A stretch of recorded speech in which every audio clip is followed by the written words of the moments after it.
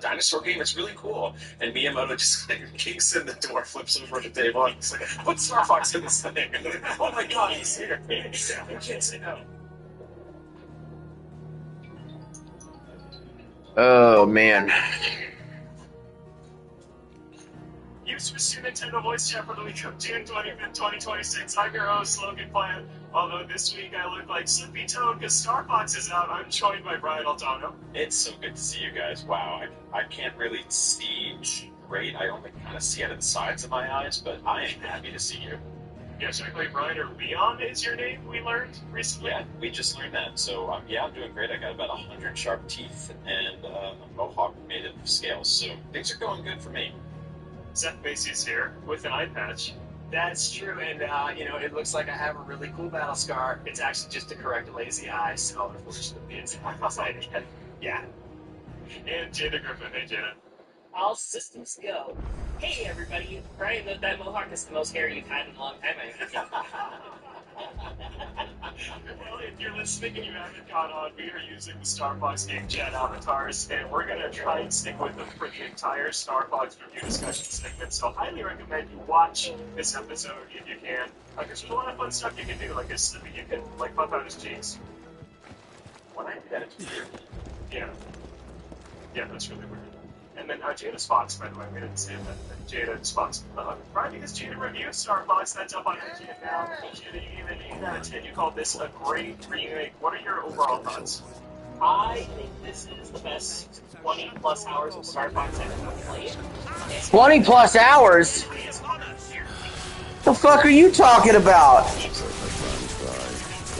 Spin-offs and all types of other crazy things that we got with this great remix.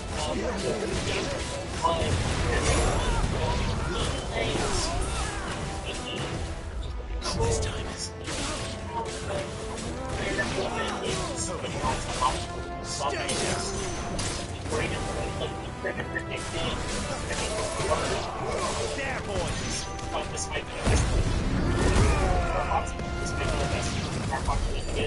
I fully stand by that prediction at this point. I just want to say that hearing Star Fox, or at least say me hearing Star Fox, we've been a lot of comments in the last 30 years of IGN saying I don't think it shows. I think this is honestly, I never agreed with any of them, right? I think this is ridiculous. I think that this is too late. I think this is your Star Wolf. That's why I've blasted you to the sky 3 times throughout the campaign. Yeah, you're terrible at playing. Of course, Star Fox 6 and Star Fox 2. Hello. Hey Sam, what's up? About 15 hours, but I'm with you, Jada. I think this is easily my favorite Star Do Fox. it, I've been hard on the franchise before, but Star Fox 64 is just like the shiny thing. This is just such a dream remake. Eli's been missing you. He's like, where's Sam? Where's Sam? Well, here you are. It looks incredible. The soundtrack is amazing. We already had that preview of it on Nintendo Music. Just every song across the entire. Rhythm has no vowels. Where's SSM? Here Where's we are. Eli? Where's Sam?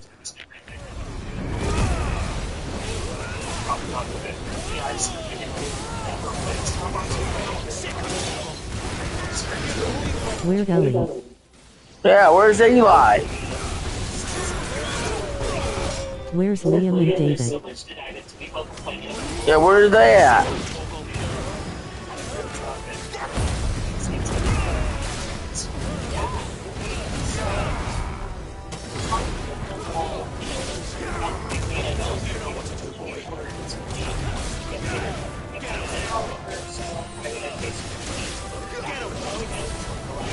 Star Fox has never been about super long campaigns. F is for friends that do stuff together. F is for friends that do stuff together. U is for you and me. N is for anywhere, anytime at all. Down in the deep blue sea. Star Fox is all about replayability and going for that highest score stages. Can I talk to Daniel, please? There's a lot of obvious. Daniel, where you at? You will towards the end of find my Corneria flying mortar through at home, the only too happy to oblige. arches to unlock the alternate path. It's But okay. there's a lot more things, such as, you know, if you hit underneath Daniel, where you are. Spawn, which means that's 4 points for you to get that metal score, and then or an extra bomb. Mr. Mark. That we bomb for what I'm hanging out with Mark tomorrow.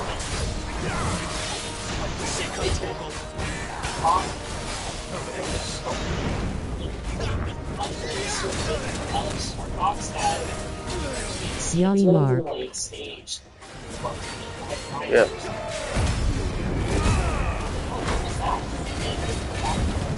I'm going to bowling tomorrow.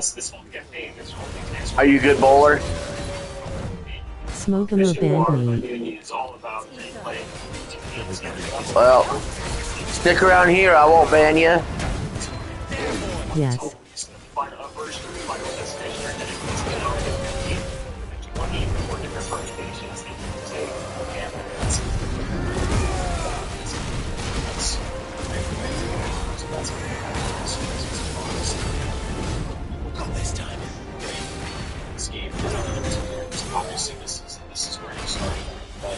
W. W. Smogamer blocked me. Screw him.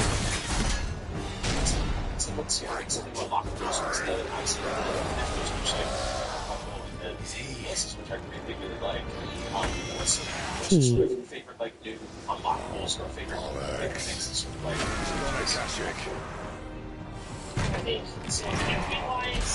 The fact that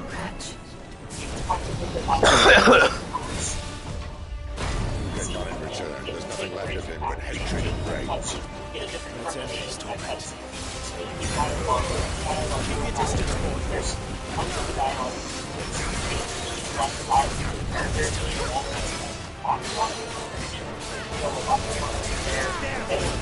Tommy is impossible to beat in Wii basketball. Is he really?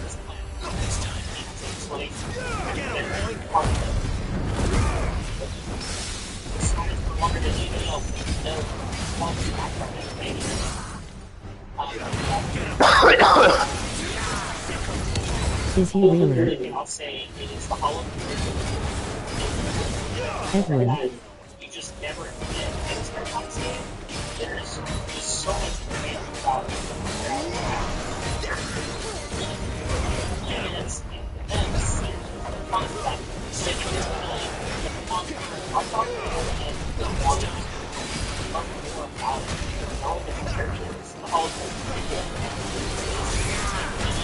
Edwin is our two-sport friend.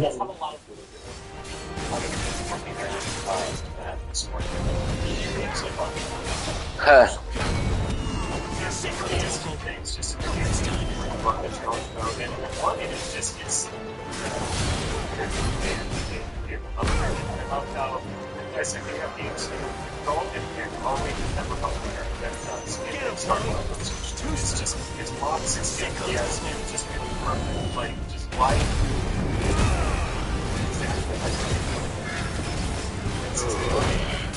There's some chop. It's just underneath this battle original, and they're very different. So while the level design is exactly the same, it's a perfect modernization of it, and level design's still really good, and with these improvements allow it to shine. But I think some of the levels are still really clever. Good job. Like Conex, I think it's probably my favorite. It's this like kind of toxic ocean planet where you're trying to avoid being spotted, and there's dozens of spotlights that you need to shoot down, and if you pass one before you shoot it down, you're spotted, and you're locked out of completing that alternate route. Like that's just really fun, and still holds up super well. And so it's just, just how it feels to control has made revisiting it totally worth it. But other than that, it's the new script and the dialogue for me. Like, I think the characters are the most likable they've ever been in this remake. Like, I think they talk about the same amount, but when they do talk, they say a lot more. So the sentences are longer, and Slippy doesn't just feel like this kind of idiot tag-along who is always getting into trouble. Slippy is, in some ways, the smartest on the team. Slippy designed the Landmaster and modded the R-Wing to make it better, and he learned all the tech stuff. and he's the worst pilot, but he's very self-aware now that he's the worst pilot. Like, he's like, oh, not a great idea to tail me when he's got 4 bogeys on him, and then you shoot him down as Fox. He's like, oh, what'd I tell you? Like, he knows that he sucks this time, but he knows that his friends are going to bail him out, and you see that in the gameplay with the dialogue and in the cutscenes too. There's a lot of people online who think on their voice acting. I think just He's the one the that's original people like it. It's different. I think the voice acting is really good. I like it a lot. Yeah, In ways, you could say Star Fox needs and Slippy does machines. That's a fact. Falcon is a little bit rude. There's not much of a party dude, though. Unfortunately, it all falls apart at the end. You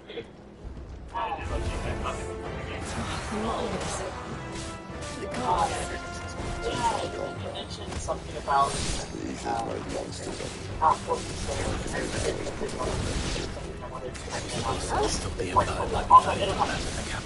Yeah, well, let's talk about the cutscenes a little bit, because I do have one complaint about how they're implemented is there is some new lore in these cutscenes, but and some new just character development that never goes quite as far as I kind of thought it was going to. A lot of the cutscenes kind of boil down to character that enjoys the mission, and it can just see the ultimate path, like, or we could go here, and it's just Peppy or General Pepper. I've never understood why those two names are almost exactly the same. But there's 6 characters in this game. But Peppy or General Pepper will just explain to you, we need your help on this planet. Or we need your help on this planet. And it's up to you, Fox. And what is cool is that it seamlessly transitions into the world map from the cutscene, which is, this game is super cinematic and really, really well presented. But I think the cutscenes eventually I started to see through the Matrix a bit and saw, oh, it's pretty much just setting up the next level. Sometimes there's cute little character moments, like Slippy takes off his hat in one cutscene. Yeah, I don't think I've ever seen him without his hat before. But there's just not as much there as I thought there was going to be. What do you think, Jada? Yeah, I think they definitely could have dived a little bit deeper because, like, these are all new cutscenes to begin with. Like, going back and messing with Star Fox 64, it's just kind of text line, here's your next mission, good luck. And so they really could have expanded a bit more on that. I think that would have also, further these characters. But yeah, I definitely understand what you're saying about, like, they're just setting up the next mission. I think I touched a bit about that in my review about how most of the cutscenes do focus pretty much just on the lore. There's a little bit hints of there's a lot of personality, but there's a little bit more hints of In watching Casio will catch the next stream. But it kind of stops before it starts. Oh, okay. It's like, oh, just go on that tangent just a little bit. Sounds good, man. Easy. You could also always watch the replay if you feel like it. So, but yeah, I agree, Logan. I think it was. You have a good night, Eli. Breaking Points. The other things that was really cool. I might be live for a while, so who knows? Maybe you'll be done later and check it out. Sector X kind of spoiled for those branching paths. I will Tomorrow. The wormhole. Alright, bud. Have a good one. Brian, that is something that every Star Fox fan will want to see because these are just amazing, like, levels in those games. No, they're just. I was like, whoa, okay, this is I used to be. this is a team taking something that was like the bare minimum and just going 110% on when going to a remake. And so I'm very happy that they like over delivered on those. Yeah, no, some of this stuff is the best looking things in a Nintendo game ever. And we talked about this before, like, it's an on-rail shooter, so there's not a ton of stuff to make, so you can really make everything look really good, but they did. Like, Corneria, when you enter the Crash City for the first time, it just looks incredible, or I mentioned Zonas is one of my favorite levels. It's just gorgeous with the rain, and the sound effect there is really good. And then all the space levels just look amazing. Like, yeah, it's a stunner, and we've said it before, I think you don't fully see how good it looks, so you see it running yourself on your screen on your own TV. It looks really, really phenomenal. Jada, you mentioned something about like what is going here, and some other folks mentioned a message and showing about this really hard to get to know, or how it's supposed to do It is so Venom 2 has every level has a metal story that gets metal, and I would say that I really felt the game was difficult spikes and going for like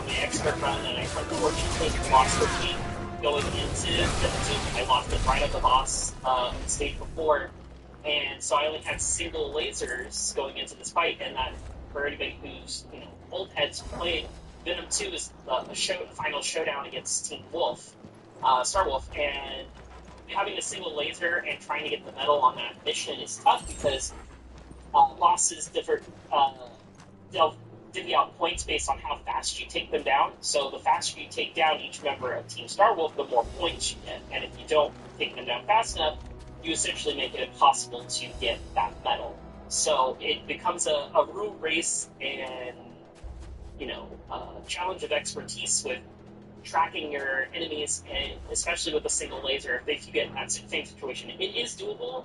Me and Logan both did it with single lasers on that stage. But yeah, Venom 2 was definitely one of those medals that pushed back. You need 200 hits, and you have 4 enemies plus the final boss.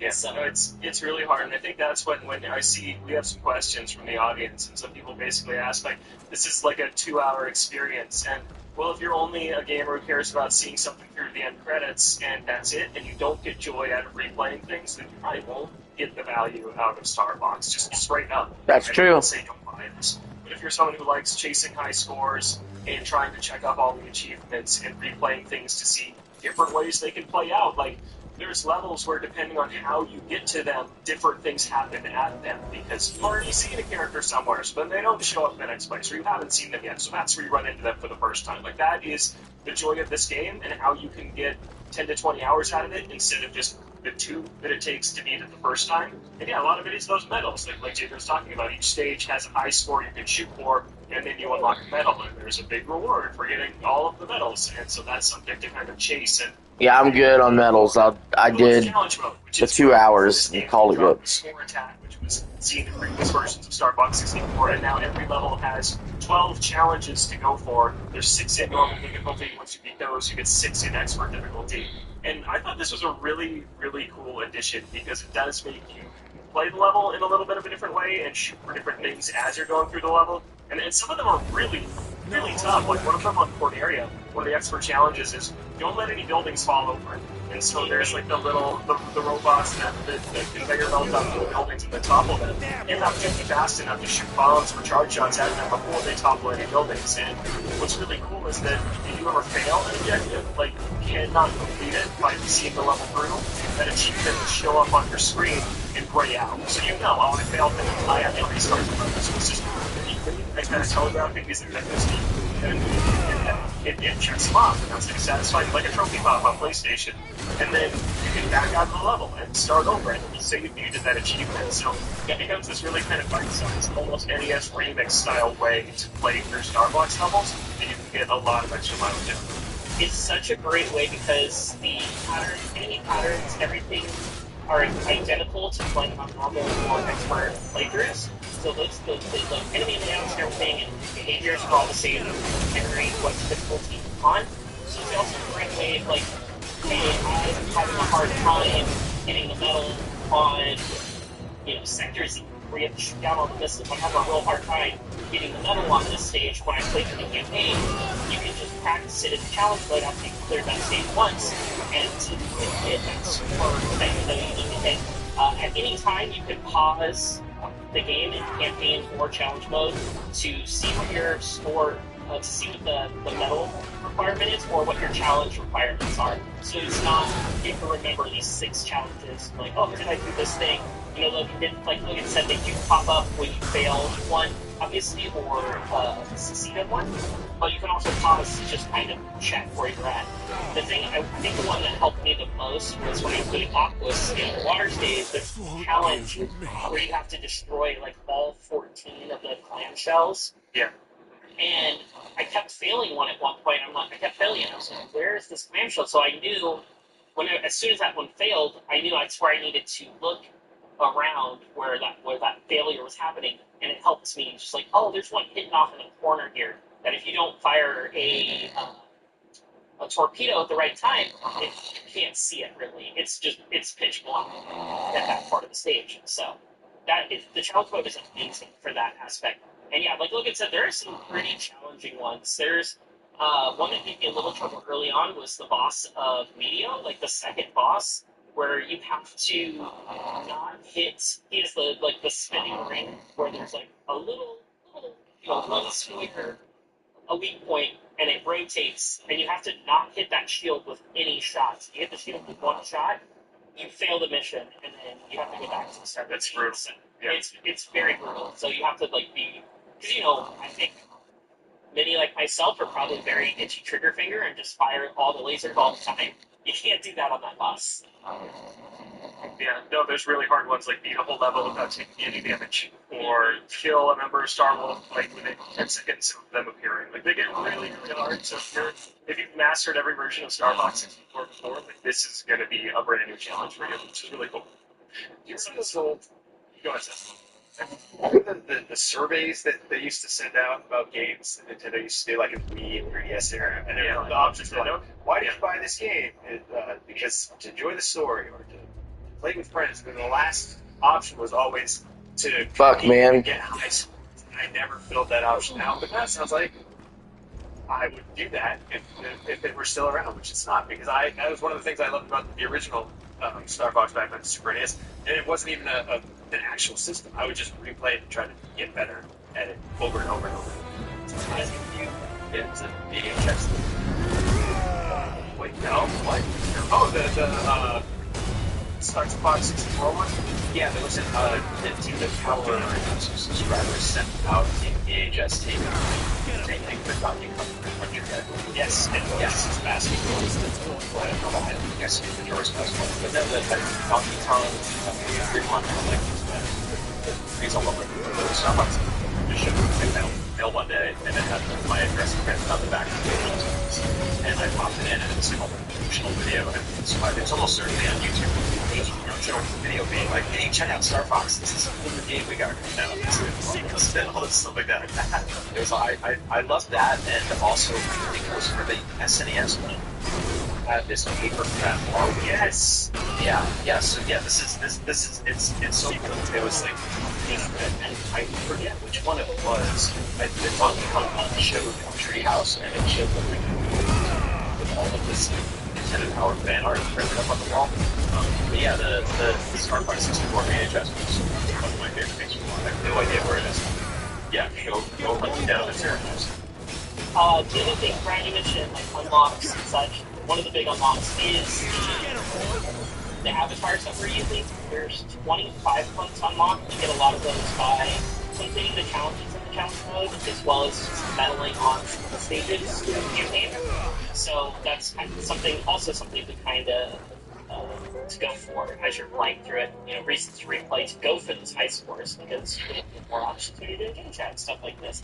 Also, I just realized how good the eye tracking is on this game because I was looking left and right, and it was it just mirrors my eyes going left and right. Yeah, it's just really cool.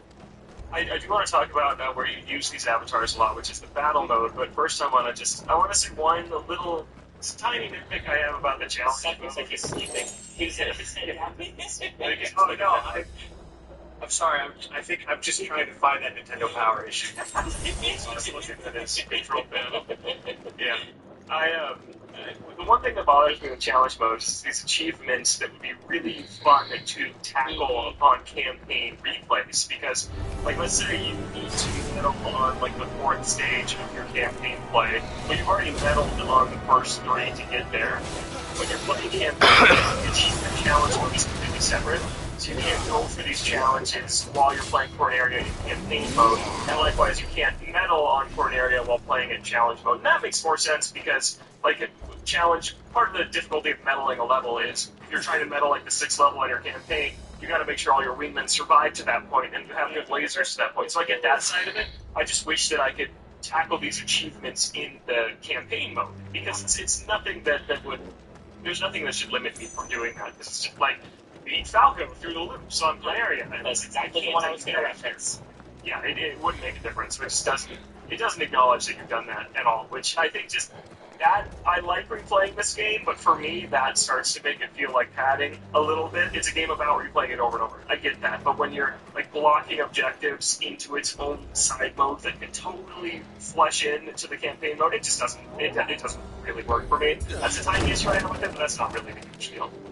Yeah, I only had I had like 2 or 3 kind of like things that really just kind of were interesting design choices. That was one of them.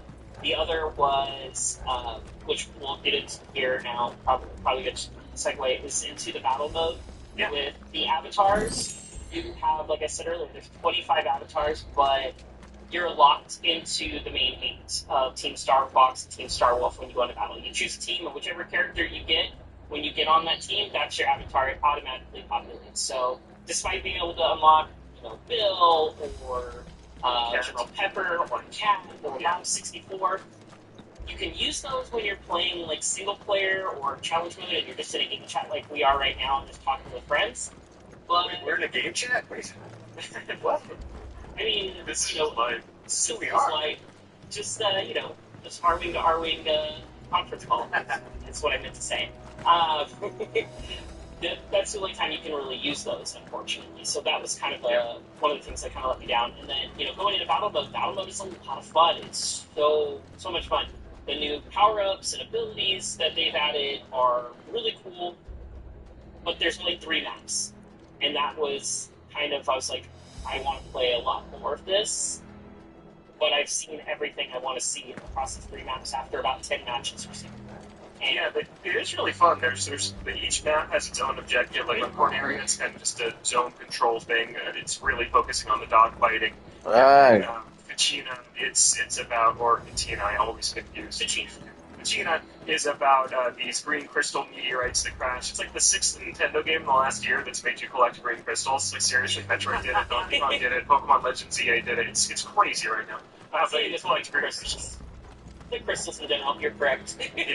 Yeah, and then there's one in space in one of the sectors, which is about shooting down space pirates to get their cargo and bring that cargo back to your base. So they all have this different spin on dogfighting, and I think all 3 are really fun. But I'm with you, David. It's just it's not quite enough. Like playing all 3 of these modes on all 3 of these maps would do a lot for me, or just having more maps would do a lot too. Yeah, the fact that they locked all the events, because there are events that happen, and you can go in the settings to change how often they happen, or just turn them off if you want to just do straight dog fights for points. There we go. But I think if they would have just, let me try to grab pirates, treasure off of in Sector Y or on a different area. Like, I don't see why that doesn't translate. The meteorite one, maybe in space, could be kind of weird, but it's space, so It's like shoot open, and then they're like floating. Yeah, like maybe they pass through part of the arena. If you don't catch them as they go through, they don't catch them as they go through. But the battle is a lot of fun. The great foundation, it just needs a lot more. As you're trying now. Yeah, absolutely. Well, we got some questions from the audience before we get to those. Seth, Brian, any other thoughts or questions? No, I can't wait to play more. I just got through the tutorial this morning, and I'm starting the campaign, and I'm incredibly excited. And you guys are really selling me on unlocking as many things as I can. Yeah. Star Fox is back. Prediction: this will be the top-selling game of the month, and it only came out at the end of the month. But Yeah, it seems like it's doing really well, which is good to see. everyone is so excited. I have our little IGN Deals portal open right now, and I'm looking at it. It's far and away the biggest item of the last 30 days. Period. I'm very happy my review did as well as it did on for views on YouTube. Last I checked it was just under 180K after a day, which is really good, specifically because I don't know if anybody else Happened yesterday. happened yesterday, but GTA dropped 5 different Oh yes. news bits, and so that kind of took the internet by storm. And so I was real worried. I was like, oh man, nobody's gonna watch my Star Fox review because all this GTA stuff is just gonna suck all the air out of the room. And thankfully, there's a lot of people. I've been in the comments responding to folks, so if you're watching it, drop a comment. I was also on Reddit, and it's one of the Nintendo subreddits, answering a bunch of people's questions yesterday. So Nice. Questions from the audience, some on Facebook, some on the Discord server, which you should join on. We're in both of those all the time, talking to fans. hands, and it's a lot of Yeah. fun. So Joseph Priestley asked, did the remake enhance the Star Fox 64 experience? Did Nintendo do enough to justify paying $50 for a game you could finish in less than an hour? We touched on this a bit, but Jada, what do you think of that? Just the price point for this, $49.99. I mean, 49 is, I think that's as low as the Nintendo variable pricing goes, right? I think Let's that's switch to pretty much. Yeah, so I think at $50, it's a fair buy. If you're into, as Logan and I said, if you're not just looking to get through the end and see the ending, if you're just looking for that, $50 is not going to be worth, it's not going to be worth that $50 for you. But if you're somebody like me and Logan who like to go through the game over and over again, kind of dissect all the little bits, go for high scores, do all the extra stuff, and $50 is fine with this. I think it looks great. The improvements are fantastic. So I'd say yes, personally.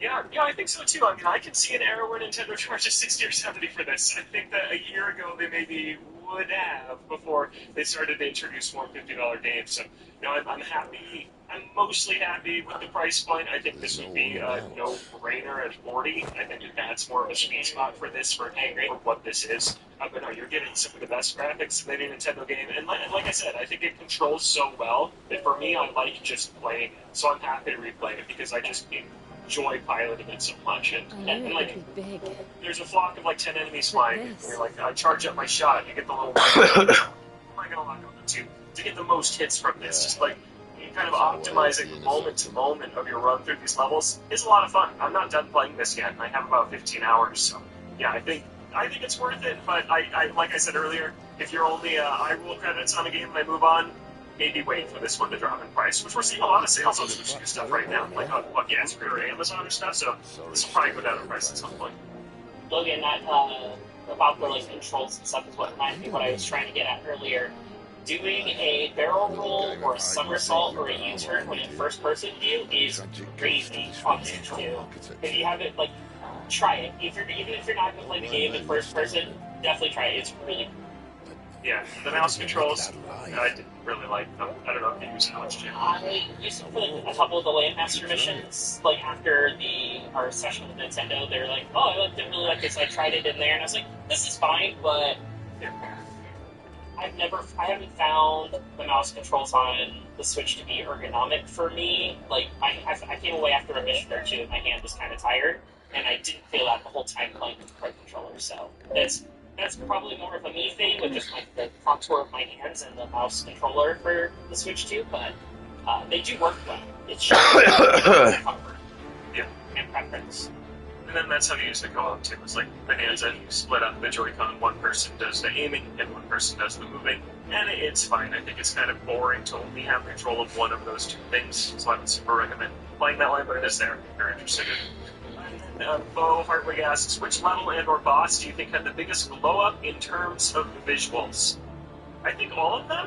I think this game is super polished, and just, I think that's a boring answer, but that's how I feel. Every level, the first time through, I was kind of just wowed at how much better it looked. Aquas, I hate Aquas, I hate being the submarine, but now it just has this awesome, you shoot a torpedo, and it's lighting up the walls, like how in Metroid Prime, people love it when you shoot a charge blast and it lights up the hallway. That's how Aquas feels now. I think everything is just super polished and really nice.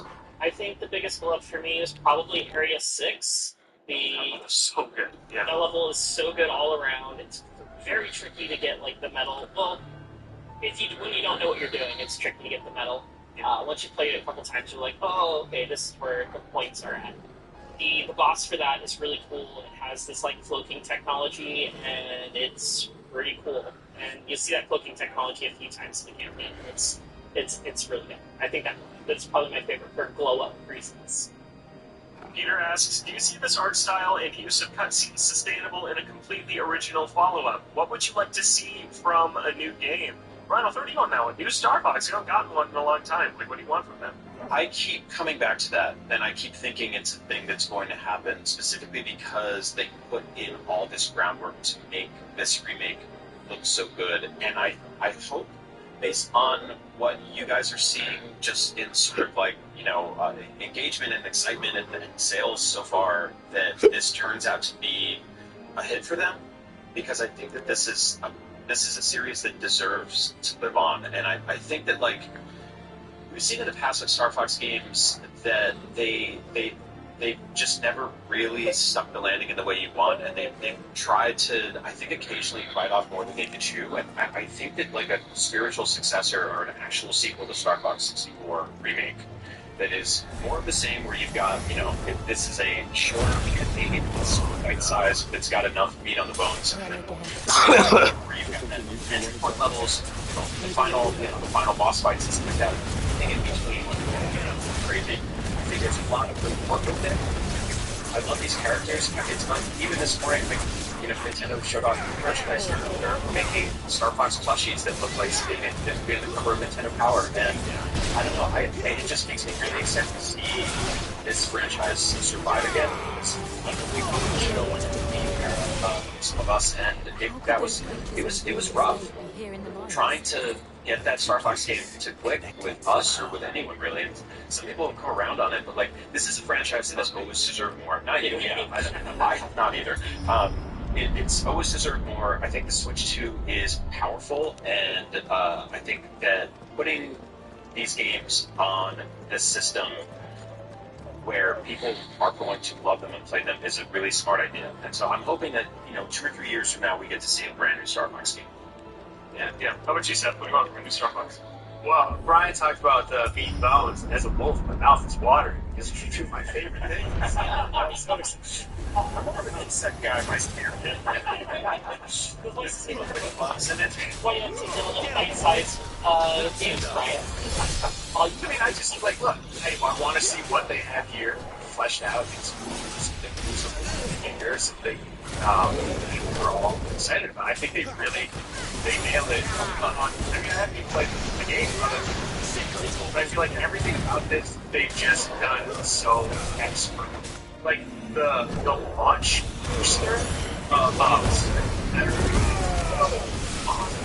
one of the coolest things Nintendo has like ever done. And the game itself, I have a new OLED TV, and it is like jaw-dropping. Just start just do. Bring in more fun animals. Maybe we got the dinosaurs. We don't need to, you know, go back to that well. Or maybe we do. Maybe they'll nail the dinosaurs in the next Star Fox. But I just want them to be smarter and bigger and soon. You know, like it soon. And I think everyone kind of agrees with me. Like, everyone's really excited about Star Fox. And it sucks that I can't be playing it all day. That's kind of all I wanted to do.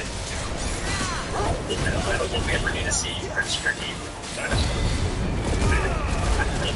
I am. It's so weird because in that Star Fox Direct, that was the only other Star Fox game they showed besides Speed. And Miyamoto looks like, or Koizumi, whoever it was, at this point, he's like, oh, he's 64. And then he went on some adventures, and they show adventures, and I'm like, why are we bringing that back? Yeah, so we shot it at least like an MSO. I think that we kind of know that. I love the sort of the stories where the game where it's like Rare was like, we got this feature and we can Zelda like dinosaur game, it's really cool. And Miyamoto just confused it. And everyone just like, what's Star Fox in this thing? Oh my god, it's here. I did. I'm just doing that all through the 90s and early 2000s. As far as like what I'd like to see for the next round of Star Fox, I think what Nintendo's been doing best with their franchises that have been in the releases is figuring out what other genre of Star Fox. You know, we saw before they had like tower defense basically with those nighttime missions. Not necessarily tower defense, but you know, it's basically what it was. So I think that could figure out what genre would work well. Off the top of my head, roguelike makes the most sense. It's starting from the start, going through it, picking up specific upgrades, different elements. They could branch out and do a little bit more. They could dive deeper in the story. I think you're right, Brian. They put so much of the groundwork into this game, like graphics and just mechanics and just how it feels to play. When I was in the Imperial Army, it'd be very silly to not build upon this in the next couple of years and have some sort of spin-off, sequel, whatever they want to do with this franchise, because it is ripe for the picking to come back. Yeah, I think this is it just feels like the right time, you know. I feel like they could. I mean, I feel like this is an easy setup for, an animated series, like some new manga, like just a cool, just like put Starbucks in it, and we can watch it show every week, be excited, and then read the comics, have a good old time, snuggle with our plushies. It feels different to me this time. It does not feel like 64 3D. It just felt like, oh, here you go. 3DS can do these whole console games now, so we'll do it.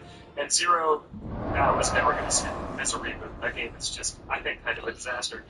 But this feels like, hey, we got a solid direction. This is a really successful game that's being received well. It's priced more appropriately than Zero was. And this, I feel like they did it this time. And then if anything is going to bring back Star Fox, it's this. And you just got to follow it up. You just got to make a good sequel. I think they have never done that. Ever. Like, I've been hard on Star Fox the last few months. I think deservingly so. I think Star Fox 64 is like an all-time Nintendo game. It is. And this remake, like, proves that.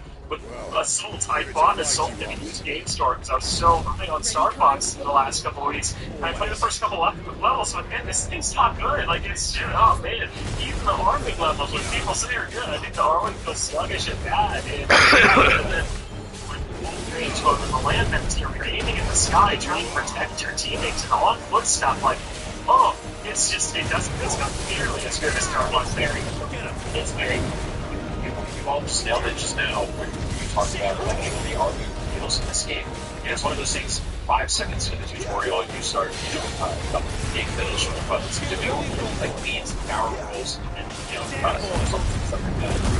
You're like, this feels perfect. This is exactly how a Star Fox game should feel. So yeah, like, again, they've got the foundation, they've got the blueprint.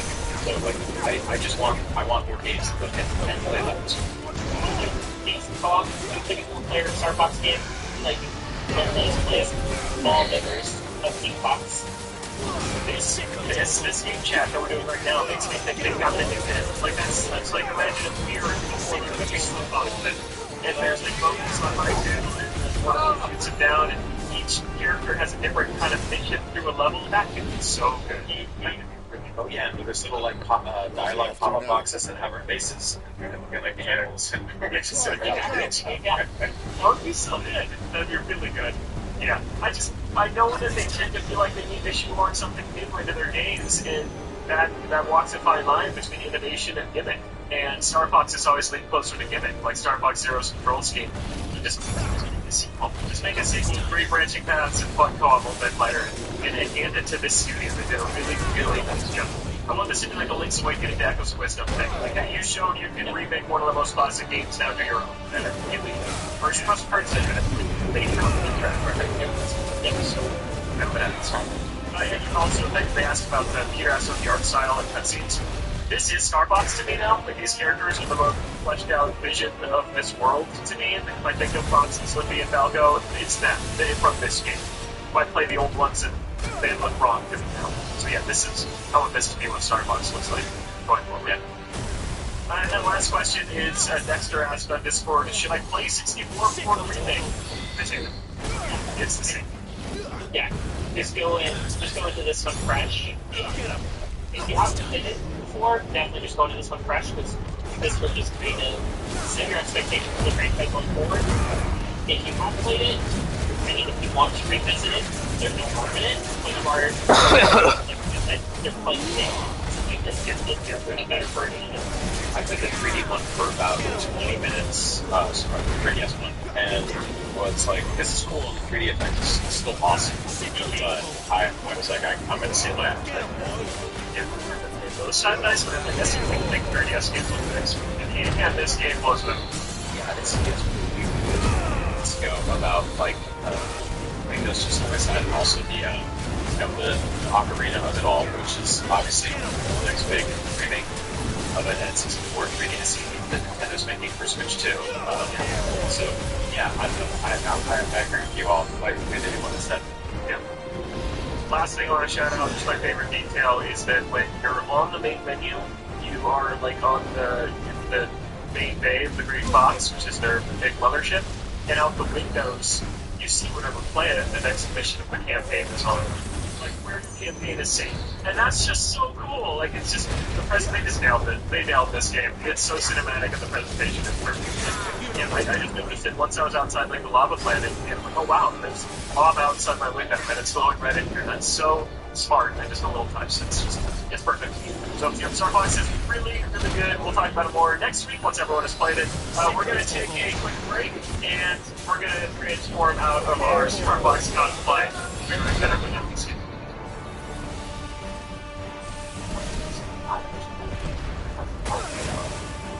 That's great, but yeah.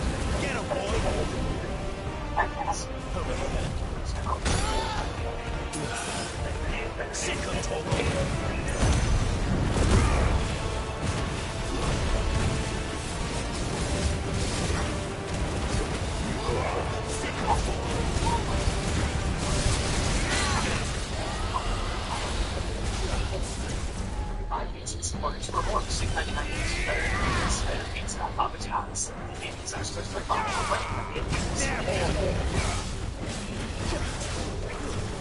Get him, boy!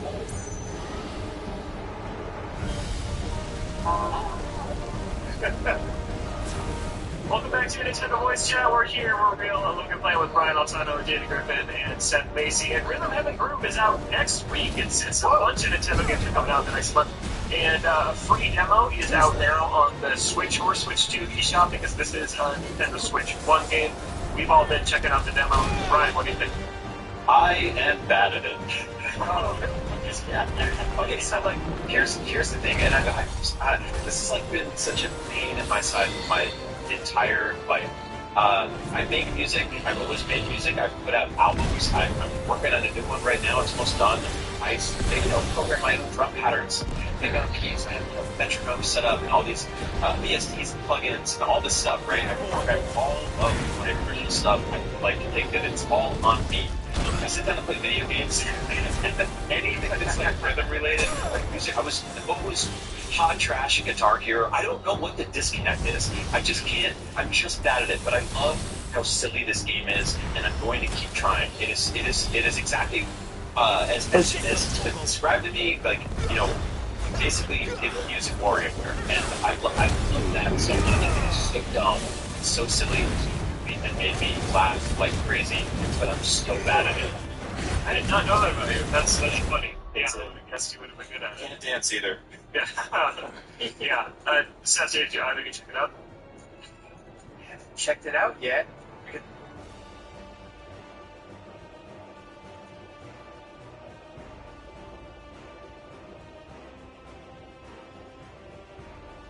What's up, everybody? Welcome to IGN Games Week. I'm your host, David Hatfield, and joining me this week are Justin Davis and Mark Medina. I'm here, David. Thank you for being here. Despite the fact that it's kind of bummer news to talk about this week, it's been a pretty fun show. It's be a test. Can we keep things fun? Kind of overdue. We've got Steam Machine out from the 2000. It's very expensive. We've got price hikes yet again for the Xbox. The Xbox is very, very expensive now. But first, we know how much that'll cost. Find it on last.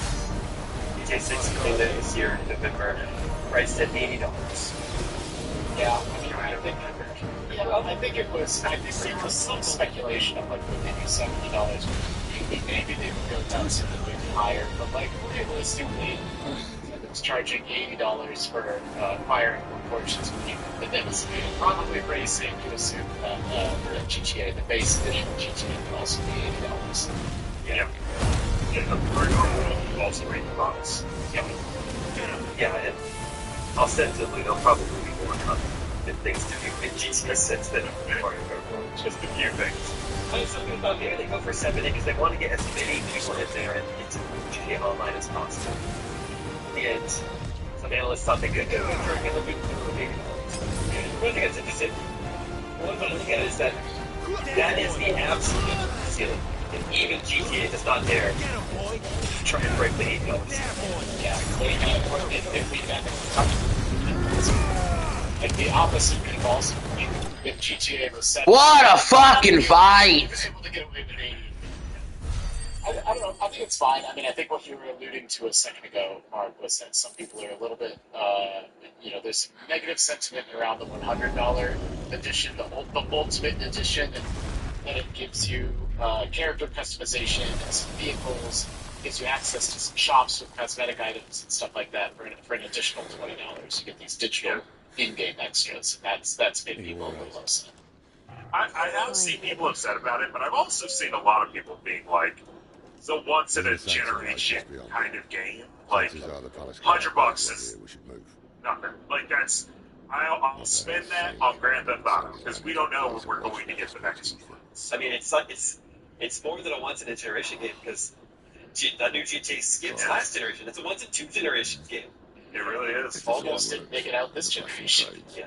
I don't think it bothers me either, not necessarily for that reason, because it's generational, but just, I don't want to concernedly anybody, I certainly don't need to defend Rockstar games. They're good boys and girls, they'll be alright, but it's just my personal perspective. For me, it just doesn't bother me, because it just doesn't seem that different. Like, we've seen digital collector's editions often come with, you get an outfit, and you get a new shield, and you get a different sword, and you get two different hairstyles. We're going to charge you $10 for that. And, GTA just feels like that. That's what it feels like to me. But to paraphrase some of their arguments, it's it's a single-player only game, and there's certain shops that you can't go in that are just closed if you don't have this collector's edition, then maybe it sets a little bit of a bad or weird precedent of, what if I want to go get Lucia's nails done and I can't because I only bought the base edition of the game? But I don't. To me, it doesn't feel that different than the digital collector's edition in Crimson Desert. Any video game basically. Yeah, what a lot of games do that I like, which is if you buy it for $80, that tab will still exist every time you launch the game. On PS5, I don't know what's on Xbox, but on the bottom right, it'll be like upgrade to deluxe. So I think it's totally fine to jump in, play $80, pay your $80, get the game, and if you're like, you know what, I can't live without the extra thing, then pay the $20, and then you'll get access. It's not like it's one or another, and you'll be in that decision forever. Yeah, that's true. And I think, GTA, none of us have seen it and played it, but based off the description, it sounds like they've integrated these digital extras into the game in a really diegetic way, right? Like, it's not other games. Sometimes, you buy this digital collector's edition, or, Ultimate Edition, whatever you want to call it, and it pops up and says, thank you for buying this edition of the game. Your cosmetic items have been sent to your stash, right? And then you go recruit, you just get them from your stash. Versus GTA, they did something that's more clever and more cool, in my opinion, and smarter. Of these shops and these NPCs, and go customize your truck and go do this. You just can't enter those buildings if you don't have the Ultimate Edition. So on the one hand, it's more immersive and kind of more clever, but then that's part of what makes it feel worse. That there's these closed doors that you just can't go in if you don't have that edition, compared to just something popping up and items appearing in your inventory. It feels like maybe that's a little bit easier to ignore. You don't feel like you're, second class if you don't have that item.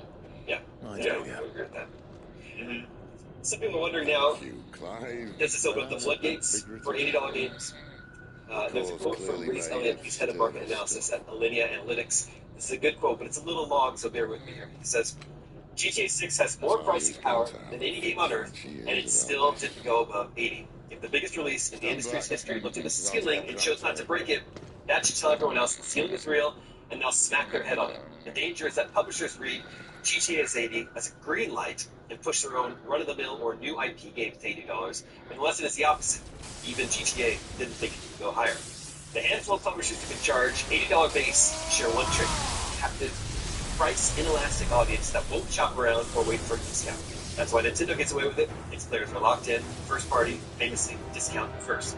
PlayStation could probably manage it on a marquee first-party title. From Software has the brand strength to do it, even if they've historically priced more modestly than they could. Elden Ring is $80 on Switch then. Maybe they make release sports games as well. Final Marathon. Nobody else has that. For everyone else, the max is $100 for and now raising your base $80 to shed the price-sensitive buyers who can't afford to lose this economy. That's why I reckon most publishers will, correctly, stick with a $70 base with $80 to $100 premium edition layered on top, early access, a few cosmetic perks and stuff. That model lets the FOMO-prone superfans pay more for early access, while everyone else pays $70 or waits for the inevitable discount. You capture the whales without racing the floor of the people most likely to run. Yeah, I would agree with that. I mean, I would maybe sum that up as like, you know, it's not necessarily a signal of just, oh, every game is going to be there's it's a signal that, you know, yeah, like this analyst said, you know, GTA has been, you know, it's got an unlimited budget, unlimited time and money to make whatever game they want to make, and they're charging 80 for it. So like, then it makes the price comparisons to, you know, unfortunately look less favorable in the other direction, right? With these kind of, I certainly don't want to describe them as worse or lesser games, but, you know, smaller in scope games are also trying to charge that price. Yeah, I mean, I think people will speak with their wallets. They always have. We saw it with Outer Worlds 2. I believe that game was supposed to be 70, and then they changed it and made it 60 because they saw that people weren't going to pay that for that game. I agree with Justin. I think what they'll keep doing is what Sorrows, which was $70 or $80 if you want to pay it play it extra. Just to get to that. It's something Xbox has been doing for a long time to kind of get rid of that day one on Game Pass thing, where it's like, if you pay $1 for Forza, you can play it 5 days early or something like that. I think that's where they'll continue. But if they want to go the crazy route of paying $80, they need to be okay with it selling fewer copies. I love the hoops these companies go through to, like, you know, they call it like get access to the game on day -3. On day -5, and it used to drive Van Stapleton crazy. Like, no, your game is out. And they're like, no, it's not. It comes out next week. And he's like, no, it is out now. You can download and buy it and play it. Like, so, but just the mental gymnastics of, like, it's not that everyone else is playing on day 5. They're playing on day 1. You're just playing on day -5. Yeah, well, it also doesn't help that they call it early access. So that when you play something like Slay the Spire 2, you're okay with a lot of the art being hand-drawn, or maybe there's a bug, or there's no actual final boss, because you're like, it's fine, it's early access. But, like, when you get something like a Forza, people get confused, because you're like, oh, I fell through the world, and they're like, well, it's still in early access. And it's like, no, it's not. It's that kind of No, I just have early access. It's not in early access. There is a difference. Yeah. I do, maybe you're about to get into this, but, like, the stuff that they announced about GTA, like, you know, I'm not really, like, a digital extras kind of guy normally, but, like, I think it looks really cool. Like, I really like all the retro stuff, all the callbacks to, you know, just classic Vice City, like, it all seemed very well done, and, you know, it made me, I haven't decided which edition I'm going to get, but it made me more interested in the fancy edition that would probably be. I am part of the crew that I think it's a once-in-a-generation game. I'll pay $100. I mean, I understand that I'm smart for any that Steam, so we'll see what I pay. But, like, if I were a consumer, I would probably pay $100. It seems like it'll be worth it if you want to do that whole, like, time, you know, dollars per hour thing, which I hate, but some people do. Yeah, I mean, how many millions? Rockstar make $1 million if they said, no, the $100 edition gets to mitigate the units. On the planet would have played it, paid it, right? Yep. I don't have enough fucking.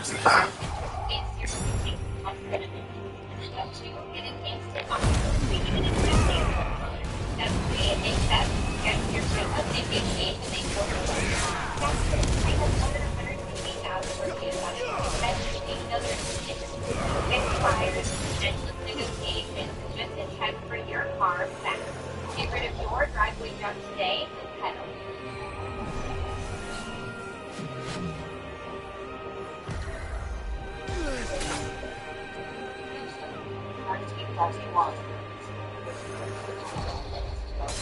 I want to choose back from right now. You are the punch of one. Fuckable.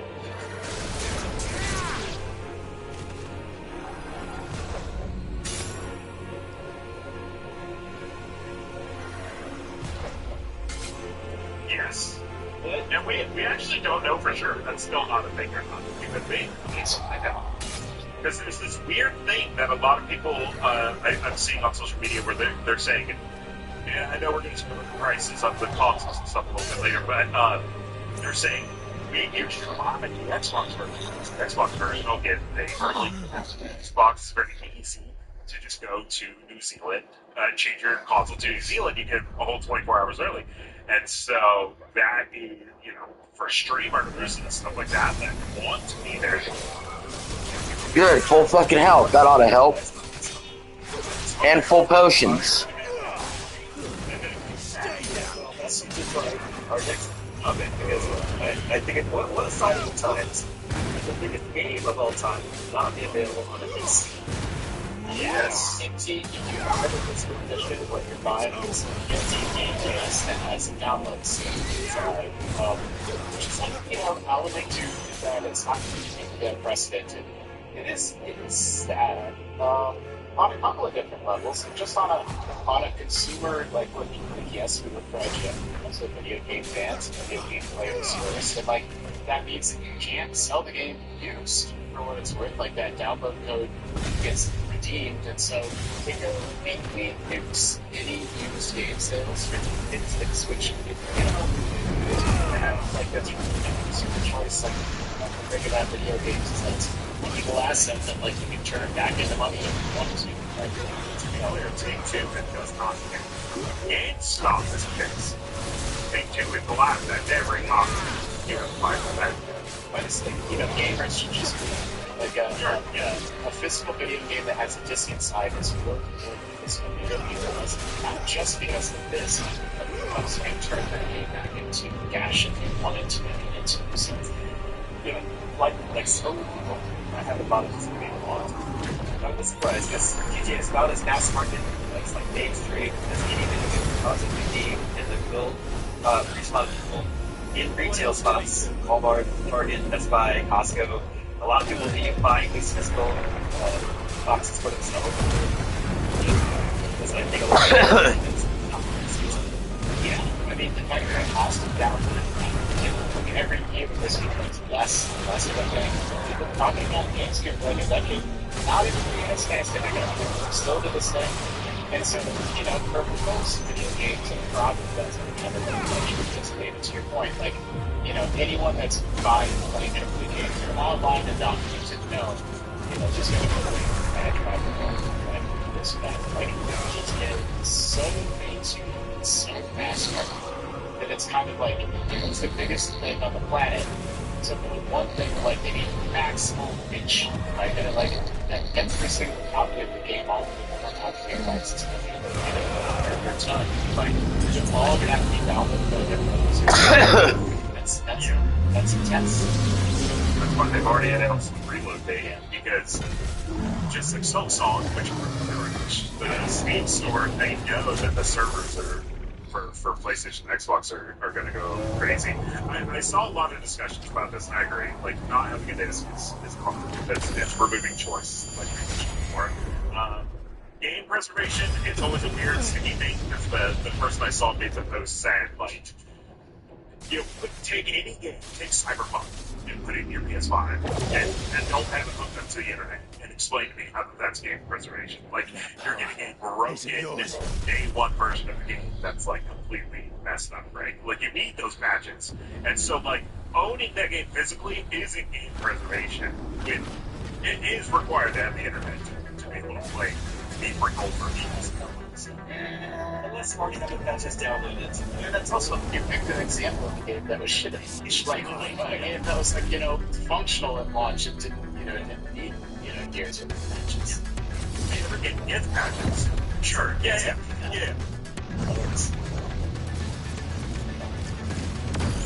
It's like, I am the excited for I am not the biggest fan of GTA 5, Love by City, and everything is getting me really stoked for 6. No, I completely, even just from I am a GTA guy, I'm an open world guy, I really like 4 and 5.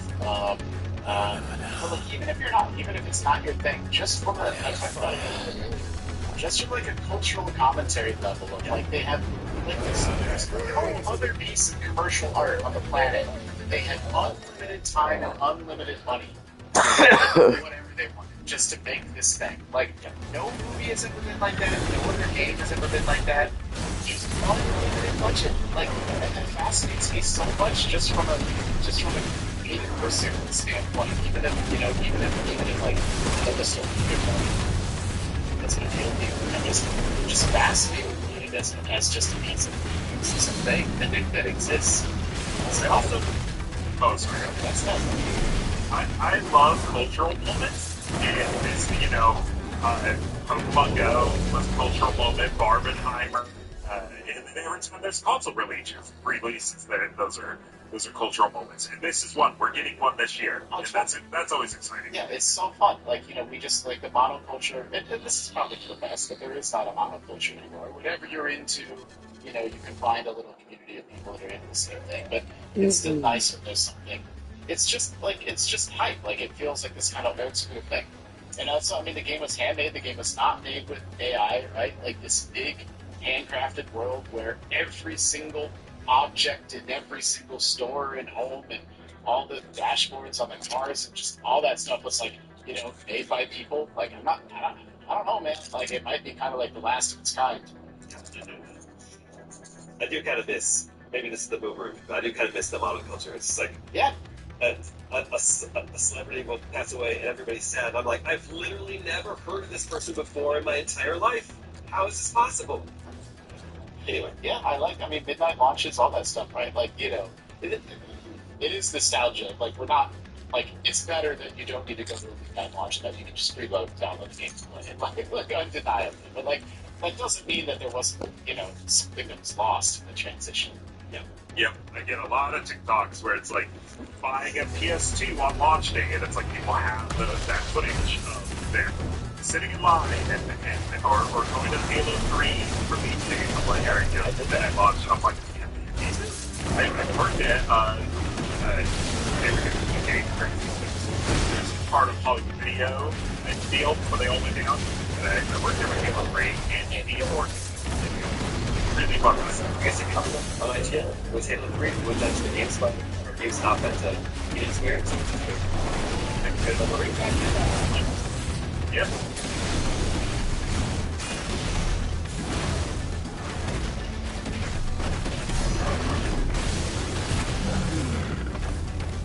Okay, let's move on to the Steam Machine. That's our review is out this week. We gave it an 8 out of 10. Most critics did not. Apparently not as much as they. Not as a machine. I just refer to myself as a machine now. Is that one? Yep. Just considering just the machine itself, it is very appealing. It's very well designed. It's cool. It's small. And it works well. But that price, like, yeah, it makes me wondering the audience really is. It's about the same level of power as the PS5. But more expensive than PS5. A little bit, slightly less power than the PS5. It's somewhere between a Switch 2 and a PS5. Yeah, the whole promise and premise of the Steam Machine was, it is PC games, and you can install your own software on it, your own operating system on it, but giving you a more console-like experience. So it's portable, you can plug it into a television or a monitor, and it'll just go, right? And it's small and quiet. And that's so undercut by, this hardware component crisis, and then this nice value that's setting is, $300 more, so they didn't say this is helpful, but like they implied that it costs about $300 more than they really wanted it to, and so that's a bummer, and you have to take that into consideration when you're a consumer. So who's it for? You're exactly right, David. Like it's not for the hardcore, because they'll just build their own PC or buy the more powerful one for $1,500 or whatever. It's not really for the casual audience either, because they're probably better served by a game console instead. As you wish. Yeah, it's for the people who want to play PC games and want that on their entertainment center, and not a big yeah.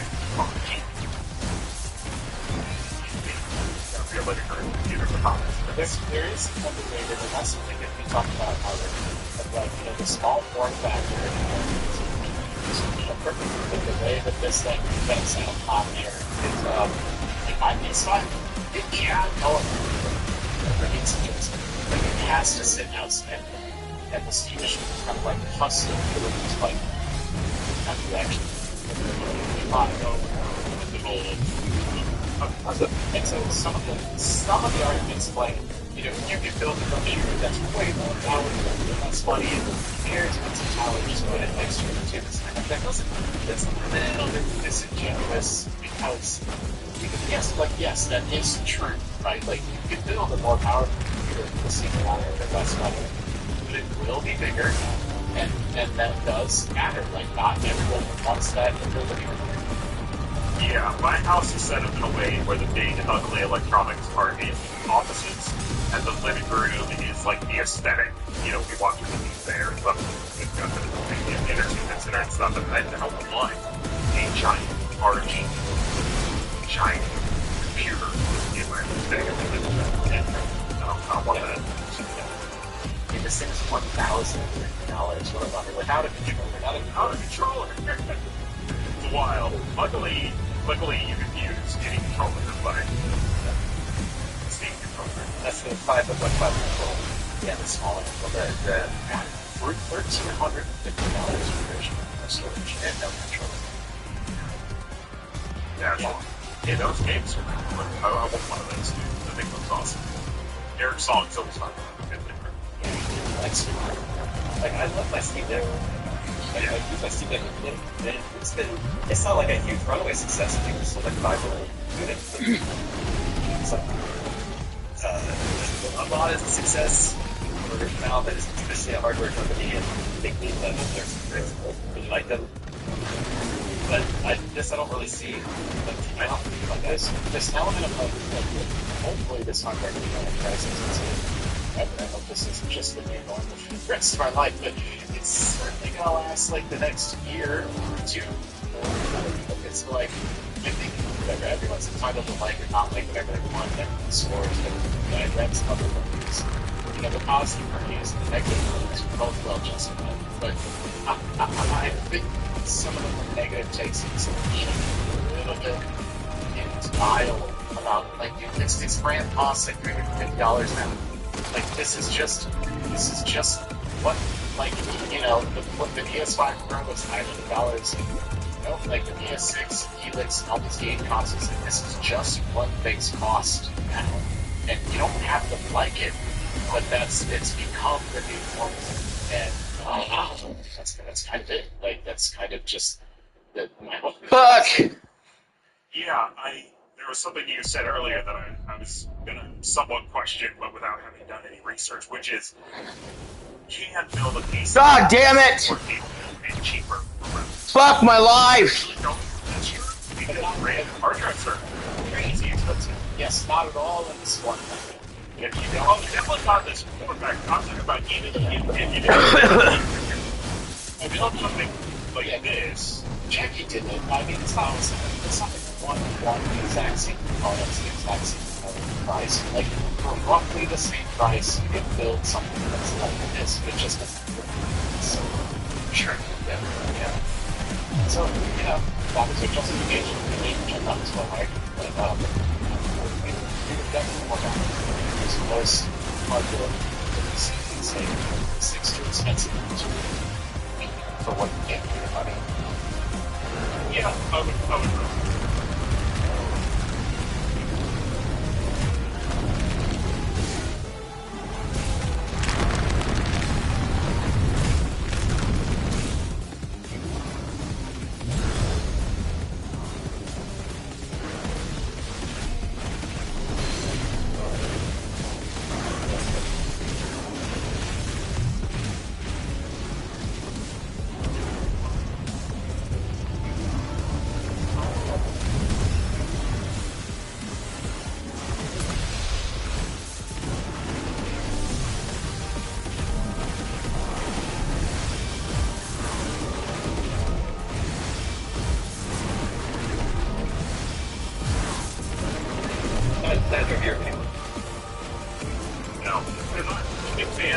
SteamOS 12, but like if I use my Steam Deck exclusively for indies, so like no one even say indie, I need like Arctic, you know, Slay the Spire, Elantra, Vampire Survivor, playing a lot of Risk of Rain game, but it's really different to read on Steam Deck because you have to do too much. Like that's more of a traditional shooter. I don't like that. I'll play Mega Ball because I don't have to pull the trigger, so I'm just using the sticks.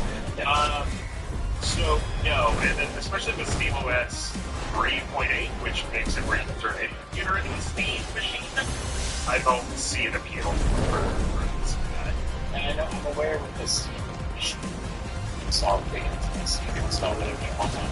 But I also decided I'm not going to want because it is SteamOS out of the box, and what I decided I'm going to do instead is my gaming PC is too expensive to get it. It seems like it's finally like a blow. And so I decided I'm just going to bite the bullet and buy an actual gaming PC instead, because the Windows, I need to be able to install it's online and install other stuff and not be 100% fine to Steam. Even if 90% of my PC gaming experience. Yep, I'm the same way. You try to launch, because I Steam, the 70 Ti was very capable here. What they just announced 3.8. So what if I turn that into the Steam machine? Like, I just turn it on and it just boots up right into Steam. That sounds great. And like, yeah, we all, especially being at IGN, being PC codes for Ubisoft Connect and Dog and stuff like that. And I have the game store, so it's kind of what, like, just get one on Steam, even though, say, 90% of my PC games are on Steam. In the late 90s and early 2000s, there was this console announced called the Phantom. Or you may not even be aware of this. It was called the Phantom, and it was a Steam machine back then. It promised to be a box that you would put in your TV, easy to set up, and it would play PC games like a console on your TV. And I was so excited for this thing, because back then, there were all sorts of PC games that didn't need the console, that were just PC. That's not the case. Like, unless it's an indie dev that just launched their game on Steam out of ease, just because it's the easiest thing to do. Every game you can buy at PS5 is cheaper, and every AAA third-party game you can play, plus the exclusives. So, that's why it makes any sense. And a lot of games have controller support, like Slay the Spire 2 and stuff like that. Yes. Oh, there it is. There it is. I was so excited for this thing. That is true. What an appropriate name for a console like this. But it wasn't auspicious at the time. It's like this is like, it's what game consoles since Xbox 360 era. It was rad.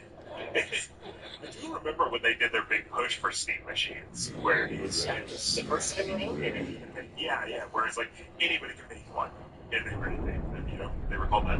But what I was going to say is, like, when I watched Bo's review of the Steam controller, he was like, I have this game. And I think it was Crusader Kings or whatever. He's like, it needs a mouse and keyboard. I tried playing the Steam controller, it was all. And I agree, like, so that's where I also find the thing where I'm like, what exclusive Steam games do I need that you'd still have to use a controller for? Yeah, never really. There he is. There's a handsome man. All right. Enjoy your nap. All right. To lighten things up a little bit, Steam Next Fest continues, and Justin has some highlights from Steam Next Fest. Yeah, Tuesday. All right. We'll find you a healer. Here. No, you won't. That big deal feeling is here. Shop Prime Day, June 23rd through the 26th. Now we gotta go help people customize and save hundreds of Liberty Mutual. Where's the cross cards? There it is. Only pay for what you I know who you Back are. down. Review 626 of the year 2026. This the Go Home Show. Tonight a champions your king, queen of the ring. Anybody, not to beat anybody, gives a damn. This was a taped show from London a couple of days ago. A show that anybody could have attended. In fact, they were giving away tickets and still could not fill this arena. In fact, for this week, we're going to call it Tarp Down.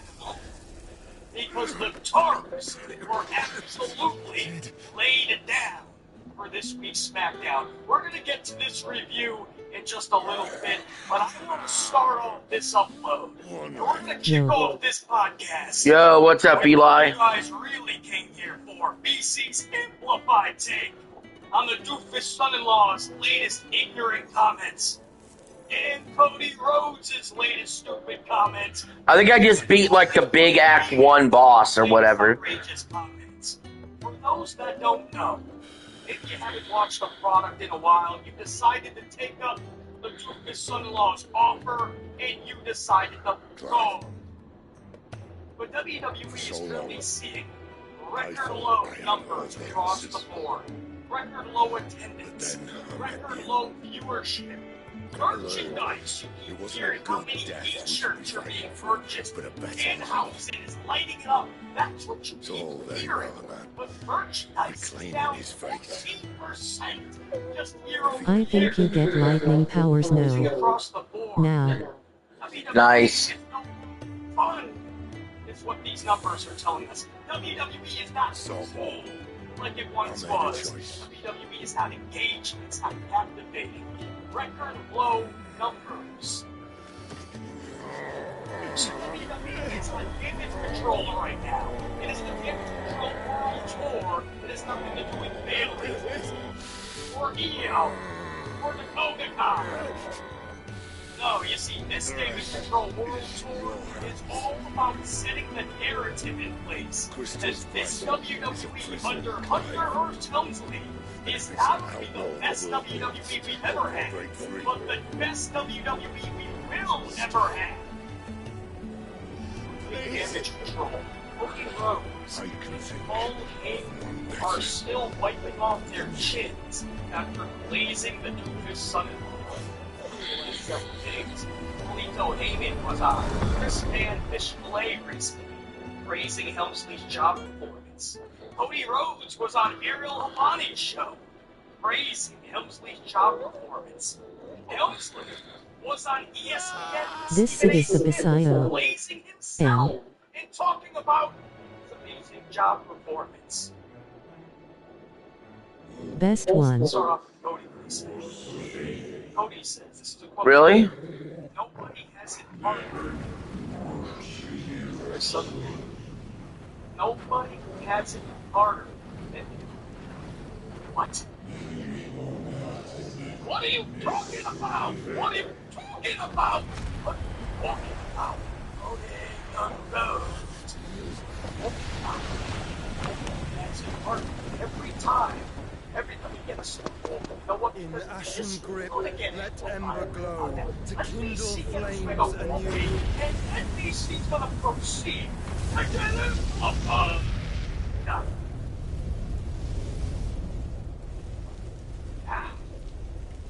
Alright, Cody Rhodes. Nobody has it harder than his son-in-law. How about Vince McMahon? What are you talking about? Vince McMahon started this thing. Nothing. Nothing. His father handed over the keys, said, good luck, kid. You know how territorial everything was back in the day. With Vince McMahon's vision, how are you going to accomplish that? I'm sorry, Clive. Vince McMahon created WrestleMania and put everything into it. With the trust, the machine behind Hulk Hogan, invested everything. If it fails, WWE doesn't go on. It's that simple. I saw you protect And them. several times over the next 30 years, up front, Vince McMahon was in those type of decisions. I know you're there. Watch the People World Cup 2026 live on Fox 1, June 11th, 2019. You have learned our name. Available with YouTube. Just fine. Cancel anytime. What else have you learned, Phoenix? Let's fucking go. Yeah. My travels have revealed much. This game is awesome, man. I know that it was you who tore me from my brother. And I know that it is his power that you seek. Now, granted, the last 5 to 10 years, you was doing other If things you in that want him, office, come to find you'll out. have But to go that's not through me. the first several decades. Vince McMahon was putting every ounce of his being. Mine ancestors, fill these lungs that I may dispel the songs of suffering. What is he in his office for 24 seconds? Vince McMahon was in there for 24 hours a day, 25 hours in a day. That's right, you're Steiner, man. 25 hours in a day. Vince was in his office. He's there so much you had to give him an extra hour. Meanwhile, the Duke, his son-in-law, he can't be bothered to be in that office for 25 seconds. This is getting us Every nowhere. time you see the Duke, his son-in-law, what is he doing? agree. A podcast, a show, set the pacer game to see Tyrese Halliburton. He's at a concert. We have come to claim our vessel. So what's the rating on the game so far? Constantly. I mean, we're right around that. We're getting close to the Claire Obscure level. Like, it's beyond a 9. It's a 9, 9.5 maybe. These flames are nothing. He's done every voiceover. Why? It's right around that 007 First Light, Claire Obscure level. It's somewhere between the two or around there. Every time there's got to be a documentary. I think it's better than Claire. You name it. It's Helmsley's voice. It's a long time, by the way. Oh, better than that? Claire Obscure. Isn't something you go in for a couple, 2 or 3 hours. That's it. That's the thing. But you got to do it several different ways. I've gotten further in it, maybe. Actually, no, I don't know if that's true, because in Claire Obscure, I did get all the way to the final boss of Act 2. And really, Act 3 was just super bosses laying around, and it's longer than Claire Obscure.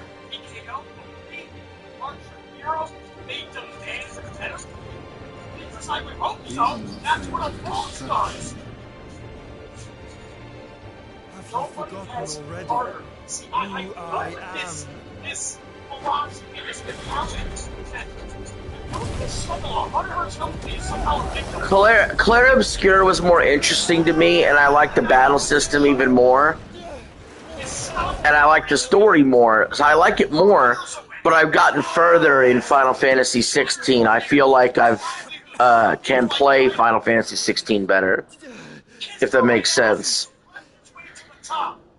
That's why he's in the position. Why do you think Hunter Hearst Helmsley is the ruler of WWE's creative? He slept his way to the top. It surely wasn't his outfits. I don't know. We're just like splitting hairs here. It's like a 9.25 at the rate it's going. Everybody will tell you the day out, minute by minute, was all Dusty Rhodes on Vince McMahon's dime. But I thought Claire Obscure was trending to be a 10, and then I hit the wall, right? I hit the wall on something, and so I had to bring the score down for me. Vince McMahon paid for it, and Dusty Rhodes was the king of creative for Black and Gold in all of NXT. And you know who rolled in on a company jet once a week? Hunter Hearst Helmsley. And take all the credit.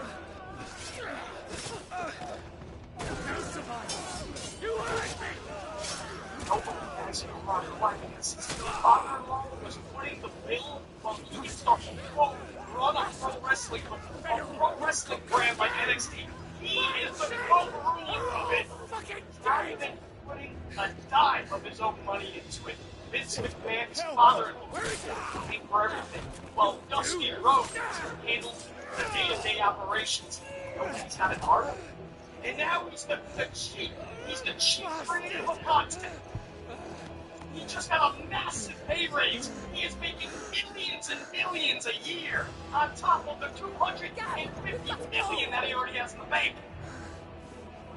Not without this.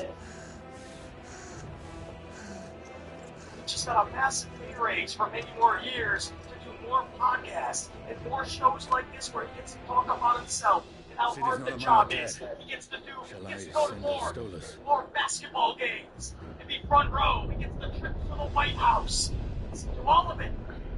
because his job is so necessary. Listen to Cody Rhodes. Cody Rhodes. And nobody's got it harder than the Doofus. You ever see a PLE? They show the wrestlers coming in. Who's one of the first ones? They show Hunter Hearst Helmsley. He's riding up in the black SUV. Gets out with the back. Briefcase.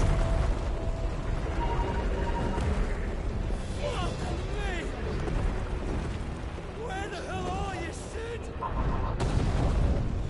the hell are you? Why do we need to see him like he's the superstar of the show? Shouldn't he be behind the scenes? Shouldn't he have already been there for hours? Getting the show together? No, they show Hunter Hearst Helmsley arriving with the other wrestlers. Is he just getting out of the hotel, or did he just come out from another commercial shoot hours before he leave? Or should he be doing his job? Oh wow, whole different freaking scenery.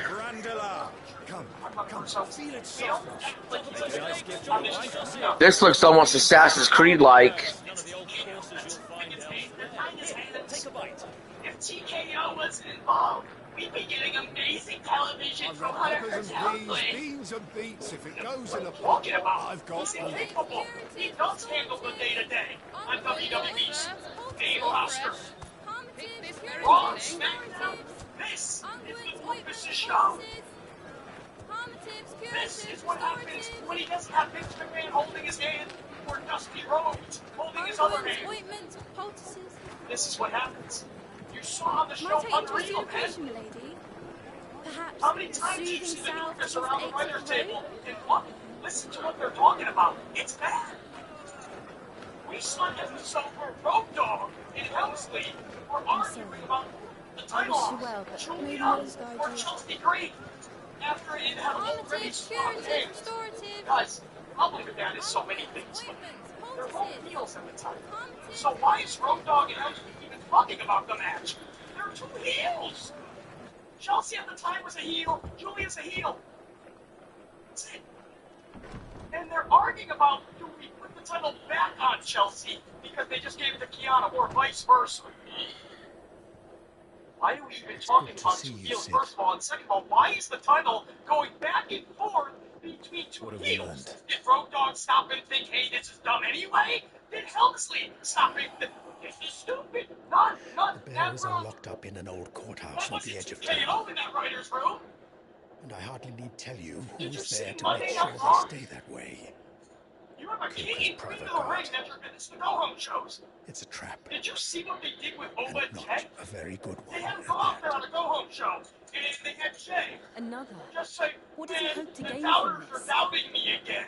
I'll have the captives free before I'm gonna nightfall. prove the doubters wrong. Do nothing of the sort. That was it. No, Comrades really, didn't go give their back and lives watch. for you That's to it. get your throat slit in a 20 minutes, god's-forsaken 20 minutes slum. of eating and Oba dancing. So those in the courthouse should be Jay left to is talking suffer. about That's doubters not and what I haters. said. I simply That's meant the it doesn't have to be you you think that was who Ari frees them. Emanuel? The guy who runs TKO stopped everything. Called up Helmsley and said, listen, I want you to book a segment with Oba, Jey Uso, and I want Jay to talk about doubters and haters. Just end the segment after that. You're as stubborn as the old Sid How about the was. women? Did you see Liv Morgan and Io? They shared some words. What did they say? Nobody knows because it was that irrelevant. And then all of a sudden, Io drop kicks Liv, and the segment ends. Just don't say I didn't warn you. You think that was Ari or Mark Shapiro You're or Sid Nick now, Khan? and if anything happens to him, we're finished. Do you think Vince was running the show? Vince called up Helmsley? I want Liv to go down. I want a drop kick, and I want to see Liv on this. And then you end the segment, Doofus. You hear me? You end it. Or do you think that's what was approved by Helmsley? That's his creative, man. That's it. Look at all the matches. I'd love to tell you what they were. They were completely so Please, damn forgettable. we don't know I anything. couldn't even tell you. You have I'd to go believe back us. to the notes. We'd help you if we could. This This is all Hunter Helmsley. The reason that WWE is lifeless right now. It is nauseating to watch a full WWE show. It's exhausting. It is a chore. It all starts son of Hugo. with his son-in-law, Hunter Hearst I'll Helmsley. wager he So thinks as Cody highly of his and minions Colleen and tracks as everybody's we on do. this Damage Control World This should Tour. be And easy. Cody Rhodes says nobody has it hard. Quiet means quiet, What are you talking about? We're just asking that he does his job and does it correctly. If he can't, move aside. Has it harder? Vince McMahon had it 8 billion quadrillion infinity times harder. Bro, Tony Khan going to be has alright. it harder. Tony Khan started a promotion, absolutely, like Vince McMahon, kick-started by Vince McMahon. That was already established. With Tony, his pops had a great deal in the investment part, no question. But he is still starting a pro wrestling company. It succeeds or it fails on his watch. That is pressure that the Duke's son-in-law never felt and never will. Because he's too busy, as he always has, leeching on to others. He's a leech. That's what a fraud is. That's what a social climber is. And those exact definitions that equate to Hunter Hearst Helmsley, a fraud and a social climber. And they leech on the people like Vince McMahon. See, people like Vince McMahon are Shit. like Tony Khan. Like Hunter Hearst Helmsley, they're frauds. They leech on. It's already been established. Just like to take the credit for it. They're so please, superstar.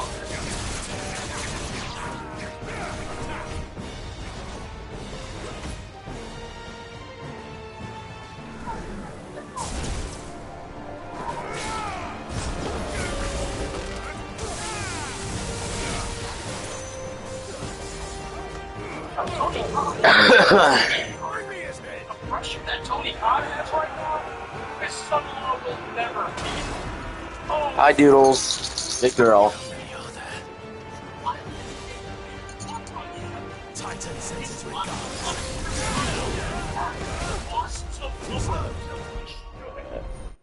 No way that anybody should ever let somebody like Hunter Hearst run rogue in their company on their dime. But it happens all across the world, at companies across the world, where somebody gets put in charge of the company that has no business being there because they are completely inept, they're incompetent, and they're just going to destroy the company. And most times, unfortunately, they do. That's what's happening in WWE. Guys, the problem is WWE. Number one is Hunter Hearst Helmsley. And that's it. Before you play any wrestler, it's awesome. The rest of TNA, Oregon, Hero, and Khan. And before you play advertising, decisions like TKO, the rest of them wanting Pat McAfee at WrestleMania. Enough of this! I hear you. Let him play with Number the kitten. one reason is the day-to-day, minute-to-minute They booking brought a decisions made by Hunter Helmsley. Either Gabe by him or Campbell. Everything. Like, everything is You'll pay for what you've done, by his son-in-law over theirs. Those things are fast. Rides on to be him. faster. That's it. And the product is so bad right now. He is so bad that the job is head. So anybody that was under time for so long. It's ugly. He's really so bad. Watch the shows. All right, you guys gonna go outside? Just he's doing something. They will eat, they'll dance, they'll Gotta go potty. and that's that. You're not going to change them until they grow up a little bit, get a little bit more confidence, and smarten up, and then realize, oh, we can mostly get better. It should be getting better product. But until they do that, that's just shit. You're not going to change their minds because I'm just trying to enjoy pro wrestling while spending big chunks of their day complaining about the people that just like the product because they want it to be better. So instead of keep watching the product that you supposedly enjoy, why even pay any attention to those that want it better?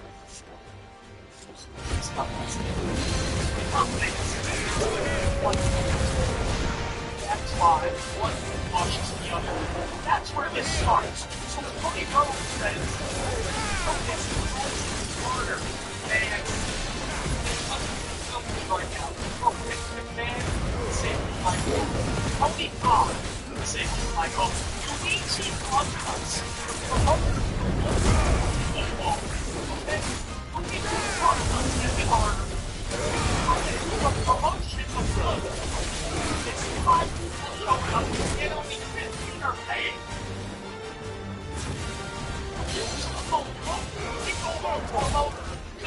This has it harder than him. That's noise. No, but Cody Rhodes, their the ratings, and it's everything has been going down. It's like Jay Leader and world champion does not help anything. But Cody knows. Cody's already laid down stupid comments like, "This is better than the Attitude Era." Cody wasn't up. You see, Cody Rhodes then said, and I quote, "Nobody could do a better job than Hunter Hearst. Nobody could do a better job. So nobody has it harder than Doofus Sutton." And Cody doubled down and said, "Nobody could do a better job than Vishna's Wiki." Nobody. What are you talking about? Bro, I'll tell Hugo. Watch AAA. Let them. Fans have said There's been more than Undertaker enough is bloodshed crushing. for one day. Could you imagine if Undertaker had some creative brain? Dude, do you imagine what The Rock would do?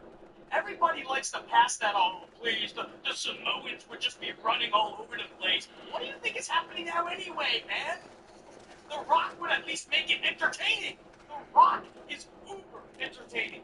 Guys, if I had the choice of Rock and Brian Gerwitz as lead writer, Murderer. All of our friends are dead because of you. this Rock to Do you hear me? They used us as bait.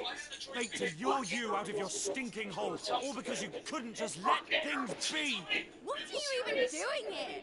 We never asked to be saved. Did you think we'd thank you? You'll never forgive us. We're all locked now. Oh, For 5 years we fought to secure a better life for our kind.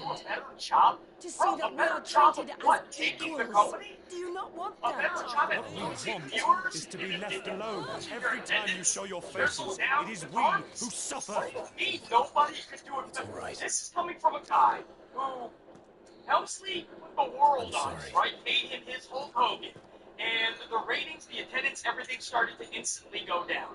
So, of course, he's going to make stupid comments like, "This is better than the Attitude Era." These are things that Cody Rhodes has actually said to us. This era, whatever this is, we have about 10 of them, so and every year is a new era for Hunter himself, and each one is worse than the one before. But Cody Rhodes has stated that this is better than the Attitude Era. This is the best that pro wrestling has ever been, this, that, and the other thing. And If you say so. it's like you want to be frustrated at how stupid that is, but you just have to laugh because you understand where it's coming from. He's the champion. He's supposed to be one of the faces in the company, and more fans than ever before are tuning out. So Cody Rhodes is going to glaze his boss, obviously, but especially when your boss has made you the golden one. Yeah, you're going to glaze him. You're going to be wiping off your chin every morning after coming out of that room with his son-in-law. But as far as nobody can do a better job, guys, the best response to that was actually from former WWE superstar Braun Strowman. Braun Strowman replied to that. It was great. So again, Cody says nobody can do a better job. Destroyed what for many Braun was a symbol of hope. Strowman says For a reason you'll ratings never know. say otherwise. We can't blame them for thinking us the cause of their misery. Braun's got his own TV show. Braun's got a bunch of endeavors he's doing right now. They see And he only took that we a made moment their just lives to harder today. mic drop Cody Rhodes' stupidity. That was epic. Milan Braun started to heal. Strowman. That was awesome. I can't help but That wonder if was we've made the right awesome. choice. Yeah, even Section When 305 got in said on that that. he wanted to create a world where we were That free. was Free so, to choose our own somebody path. gotta step up and say that. Even though the doofus controls I honestly the don't think it power mattered of to putting him if Braun that back choice in was WWE and right or another wrong. massive payday. Braun I knew didn't that it was care. our own. Braun smoked his dope piece. And if you I see miss one him. of the executive producers on his new show, A world where we can you live guessed and it, die as Paul equals. Levesque That's McMahon what he is one of the wanted. producers on that We show. want. Probably has no And that's why I tie-in bear with his Braun name. at all. Braun's probably It's not why even we've happy all about that, chosen to because that bear means his legacy. Paul Levesque McMahon is getting another paycheck just by doing nothing, while Braun Strowman does all the work, and the real producers, Levesque McMahon, is going to make more money. Rides over, Braun Strowman's ultimate mic drop on Cody Rhodes, man, because Braun knows, just like the talent not just past, but a lot of talent in those walls right now in wrestling entertainment, they know Cody Rhodes is a fraud. Hunter Helmsley, CM Punk, and Cody Rhodes, three of the biggest frauds, not just in WWE, but in all of pro wrestling and all of existence. It's just the way it is, man. And then you had Paul Heyman, who was echoing the same things. He even had his exact quote, but he was pretty much glazing Hunter Helmsley as well. Again, guys, you want my take on Cody and Paul Heyman's glazing Hunter Helmsley? What do you want me to say? This is a good stopping point. Glazing their boss. You knew it would. You didn't expect Cody Rhodes to say anything negative, did you? Or Paul Heyman? Especially CM Punk? Right? If CM Punk wasn't on a hiatus, he'd be on a talk show talking about how wonderful the Doofus son-in-law is doing. You know he would. I mean, look at the supposed pipe bomb that CM Punk caught a few months ago. Remember that quote pipe